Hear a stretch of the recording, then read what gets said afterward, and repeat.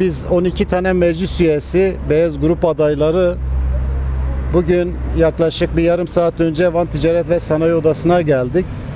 Genel Sekreter Cengiz Aras'ın odasına gittik, odada yoktu. Kendisini aradık.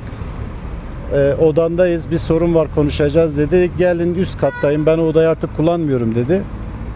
Gittik, odada yönetim kurulu üyeleriyle birlikte, odanın çalışanlarıyla birlikte bir görüşme yaptık.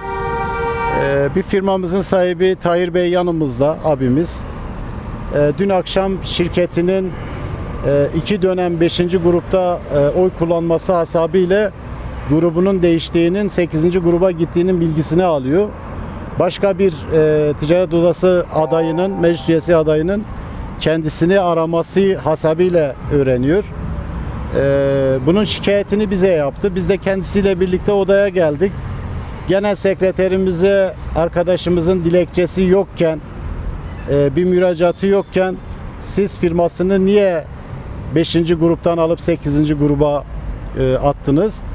Cengiz Bey'in aynen ifadesi, top NACE kodlarını dansöz gibi oynatıyor.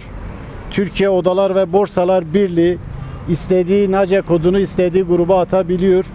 Biz atmadık, top attı. Top da dediğim gibi NACE kodlarını dansöz gibi istediği zaman değiştirebiliyor cümlesini kullandı.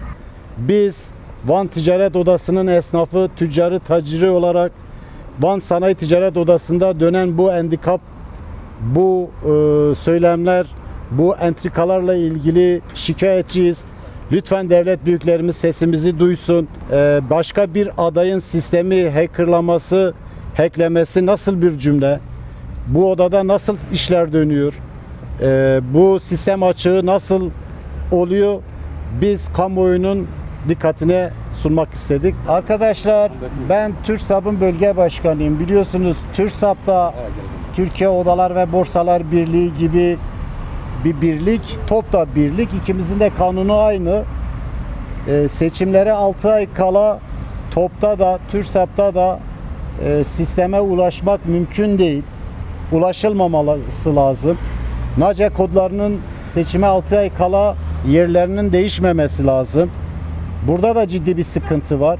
Van Sanayi Ticaret Odası seçime bir gün kala bile maalesef NACE kodlarıyla oynayabiliyor ve bunu değiştirebiliyor. Buradan Sayın Rıfat Sarcıklıoğlu'na sesleniyoruz.